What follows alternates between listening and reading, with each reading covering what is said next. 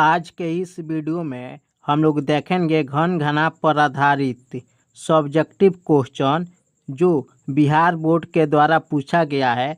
5 ही question subjective में पूछा गया है जो आज हम लोग इस वीडियो में देखने वाले हैं। इसी 5 क्वेश्चन को आप रिवीजन कर लेते हैं तो घन घनाभ का क्वेश्चन इसके अलावा देखने की कोई ज़रूरत नहीं है। इसी को प्रैक्टिस कर लेना है, इसी पे आधारित क्वेश्चन पूछता है। घन घनाभ का ऑब्जेक्टिव क्वेश्चन जो आपके लिए आवश्यकता है उस क्वेश्चन को हम सॉल्व करके डाल दिए हैं, जिसमें 20 गो क्वेश्चन है। वो 20 क्वेश्चन को आप रिवीजन करके देख सकते हैं कि किस टाइप का क्वेश्चन ऑब्जेक्टिव पूछता है। इस क्वेश्चन में दिया है धातु के 3 घनों के किनारे की लंबाई क्रमशः 3 सेंटीमीटर, 4 सेंटीमीटर, 5 सेंटीमीटर है। तीनों को पिघलाकर एक नया घन बनाया गया है, तो नए घन के किनारे की लंबाई क्या होगी। 3 गो छोटा छोटा घन है, ये तीनों घन को पिघला करके एक बड़ा घन बनाया जाता है। तो बड़ा घन जो बनेगा उसका क्या बड़ा होगा। तो यहाँ पे तीनों घन को पिघलाना है, तो तीनों घन को पिघलाने पे जो मटेरियल प्राप्त होगा उसी मटेरियल का इस्तेमाल करके बड़े घन बनाना है। तो बड़ा घन का जो आयतन होगा वह आयतन यह तीनों छोटे घनों के आयतनों के योग के बराबर होगा। तीनों छोटे घनों के आयतनों को जोड़ेंगे तब बड़े घन का आयतन मिलेगा। यहाँ पे भाषा में आप लिख सकते हैं बड़े घन का आयतन बराबर तीनों छोटे घनों के आयतनों का योग। तो तीनों छोटे घनों के आयतनों को जोड़ेंगे तब बड़ा घन का आयतन मिलेगा। और आप मान सकते हैं कि बड़े घन के एक भुजा बड़ा ए, तो बड़ा ए का क्यू होगा बराबर छोटा घन में पहला घन की भुजा 3 सेंटीमीटर है, तो मान लेते हैं कि पहला घन की भुजा A1 है, तो A1 का क्यू प्लस दूसरे छोटे घन का भुजा को A2 मान लेते हैं तो A2 का क्यू, तीसरे का A3 मान लेते हैं तो A3 का क्यू। A1 का मान 3 सेंटीमीटर होगा, A2 का मान 4 सेंटीमीटर होगा और A3 का मान 5 सेंटीमीटर होगा। यानी बड़ा ए का क्यू बराबर 3 का क्यू प्लस 4 का क्यू प्लस 5 का क्यू। 3 का क्यू 27 हो जाएगा, 4 का क्यू 64 होगा, 5 का क्यू 125 होगा। अब इसको सॉल्व करेंगे तो बड़ा ए का क्यू बराबर 27, 64 और 125 को जोड़ेंगे तो प्राप्त होगा 216 प्राप्त होगा। तो ए का क्यू बराबर 6 का क्यू 216 होता है, तो क्यू से क्यू कट गया तो ए बराबर 6 सेंटीमीटर। तो बोला है नए घन का किनारा बताना है। नए घन के किनारा की लंबाई को ए माने हैं और ए का मान 6 सेंटीमीटर है। तो नीचे हम लिख सकते हैं नए घन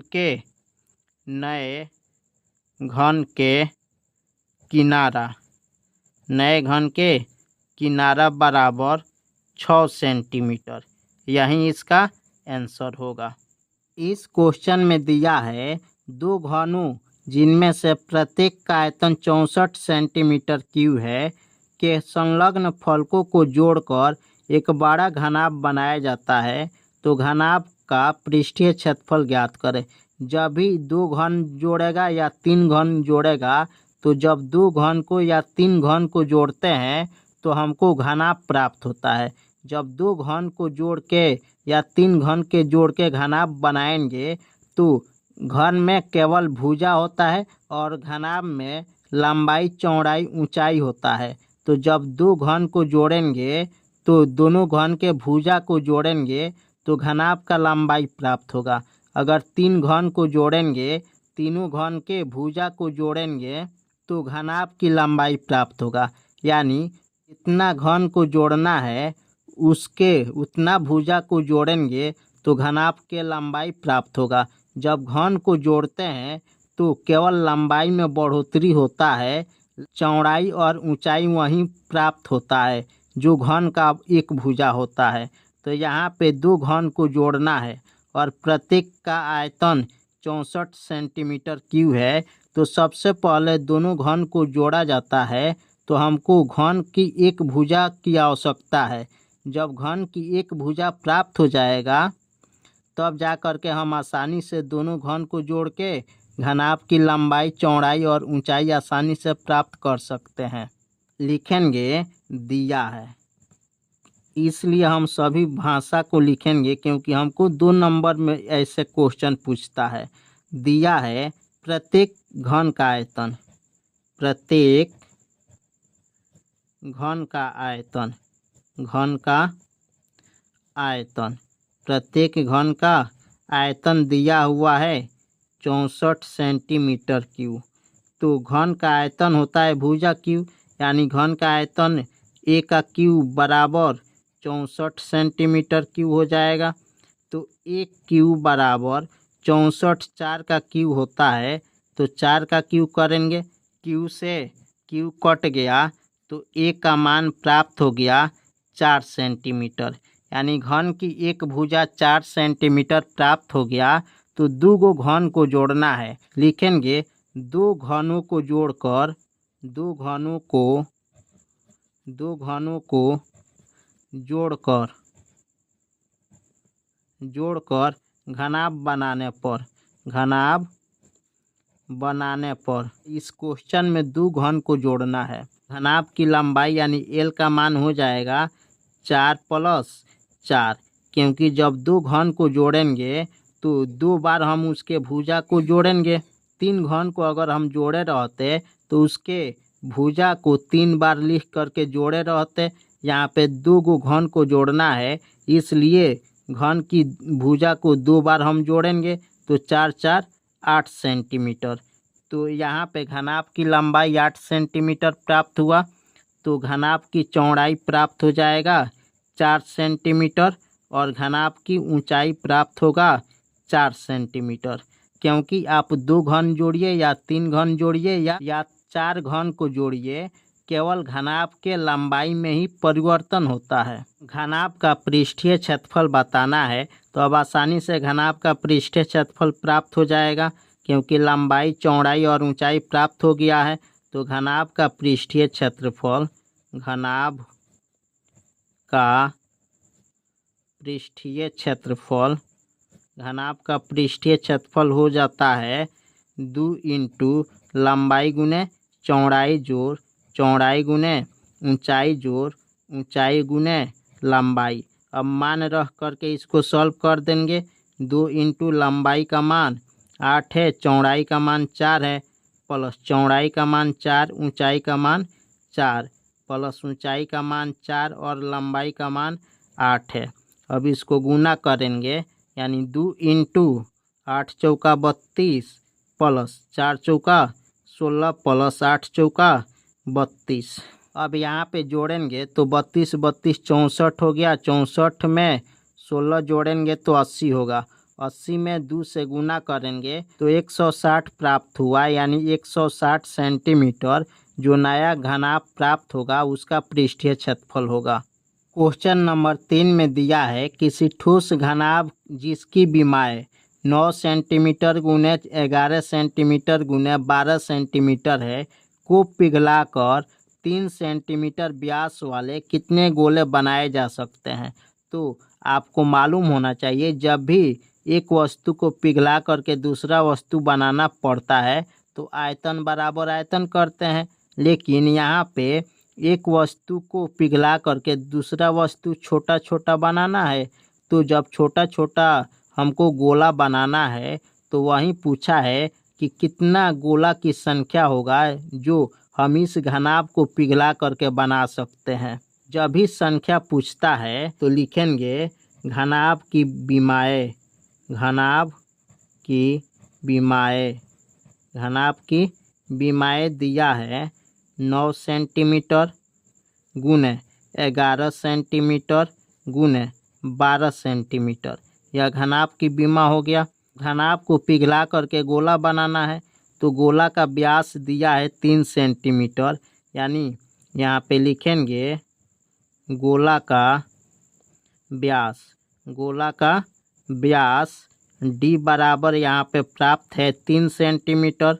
तो हमको त्रिज्या निकालना पड़ेगा, यानी आर का मान निकालना है। तो डी बटा 2 होता है, तो डी का मान 3 है, 3 बटा 2 सेंटीमीटर होगा। यहाँ पे गोला की संख्या बताना है कि कितना गोला बनेगा। तो लिखेंगे गोले की संख्या, गोलों की संख्या बराबर जिस वस्तु को पिघलाया जाता है उस वस्तु के आयतन को ऊपर लिखा जाता है, और जिस वस्तु को बनाना रहता है उसके आयतन को नीचे लिखते हैं। तो हमको पिघलाना है घनाभ को, तो घनाभ का आयतन ऊपर लिखेंगे, घनाभ का आयतन बट्टा एक गोला का आयतन, या लिख सकते हैं गोला का आयतन। घनाभ का आयतन या घनाभ के तीनों बीमा में गुना करते हैं तो आयतन मिलता है। तो 9 गुने 11 गुने 12 बट्टा, अब गोला का आयतन होता है 4 बट्टा 3 पाई आर क्यू। आर का मान यहाँ पे 3 बट्टा 2 सेंटीमीटर है। तो इसको अब हम सॉल्व करेंगे तो हमको प्राप्त होगा, यहाँ पे 4 से 12 कटा सकते हैं। अब इसको हम हल करेंगे तो 9 गुने 11 गुने 3 बट्टा पाई का मान 22 बट्टा 7, यहाँ पे 1 बट्टा 3 बाकी है तो 1 बट्टा 3 लिखेंगे, गुने आर का मान यहाँ पे 3 बट्टा 2 है, 3 बट्टा 2 गुने 3 बट्टा 2 गुने 3 बट्टा 2। अभी एगो 3 से एगो 3 कट गया। अब यहाँ पे आपको देखना पड़ेगा कि बट्टा का बट्टा है इसमें, तो इसका मतलब है कि 9 गुने 11 गुने 3 में हमको इतना से भाग करना है। तो भाग को हल करने से पहले उसको गुना में बदला जाता है। जब भाग को गुना में बदलते हैं तो अंश हर बन जाता है और हर अंश बन जाता है। तो यहाँ पे 9 गुने 11 गुने 3 बट्टा, अब यहाँ पे जो अंश है वह हर बन जाएगा। तो हर में लिखेंगे 22 गुने 3 अब नीचे वाला जिसे भाग करना है उसका हर अंश बन जाएगा, तो यह ऊपर आ जाएगा। तो प्राप्त होगा 7 गुने 2 गुने 2 गुने 2। अब 3 से एगो 3 कट गया, 3 से 9 कटेगा 3 बार में, 11 से 22 2 बार में कटेगा, और 2 से एगो 2 कटेगा। अब यहाँ पे इसको गुना करेंगे, ये 3 सत्ते 21, 21 दूनी 42, 42 दूनी 84, यानी इस घनाभ को पिघला करके 3 सेंटीमीटर व्यास वाला हम 84 गोलियां को बना सकते हैं। क्वेश्चन नंबर 4 में दिया है 8 सेंटीमीटर भुजा वाले 2 घन बराबर से जोड़ दिए जाते हैं, परिणामी घनाभ का कुल पृष्ठीय क्षेत्रफल बताना है। तो यहाँ पे इसके पहले क्वेश्चन में 2 नंबर में उसमें भी 2 घन को जोड़ना था और इसमें भी 2 घन को जोड़ना है। तो लिखेंगे प्रत्येक घन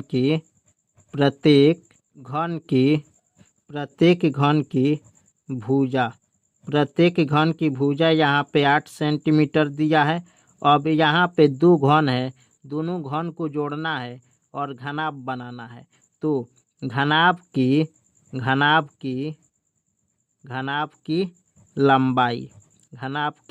लंबाई बराबर हो जाएगा, जब 2 घन को जोड़ेंगे तो घनाभ की लंबाई 2 घन के भुजा के योगफल के बराबर होगा।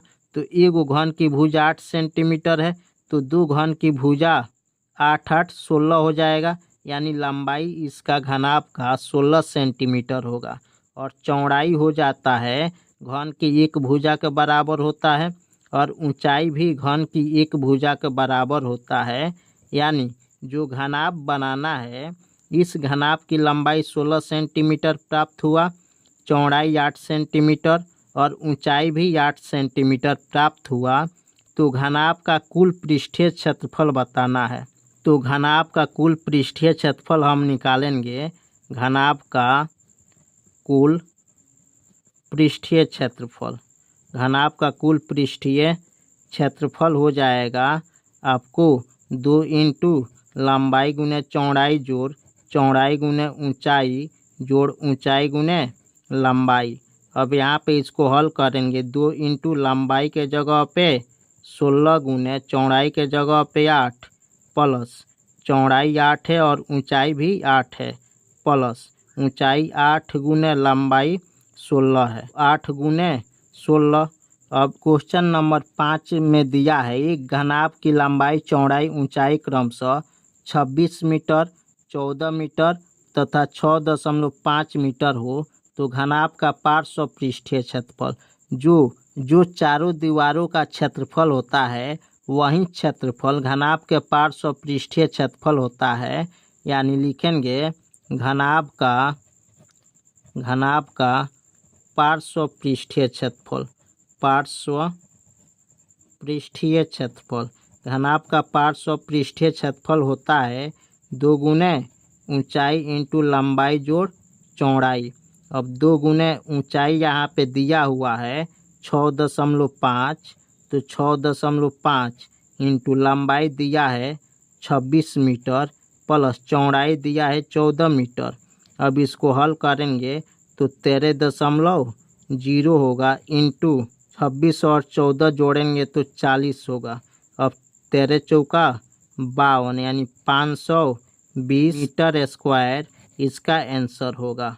एग्ज़ाम से पहले घन घनाभ का जितना हम वीडियो डाले हैं इस वीडियो को देख करके आप अच्छा से तैयारी कर सकते हैं, क्योंकि इतना क्वेश्चन सॉल्व करने के बाद में आपको घन घनाभ से कोई भी क्वेश्चन पूछ देगा वह क्वेश्चन छूटेगा नहीं। आपको ऑब्जेक्टिव में 20 ही क्वेश्चन रिवीजन करना है और सब्जेक्टिव में 5 क्वेश्चन आपको रिवीजन करना है।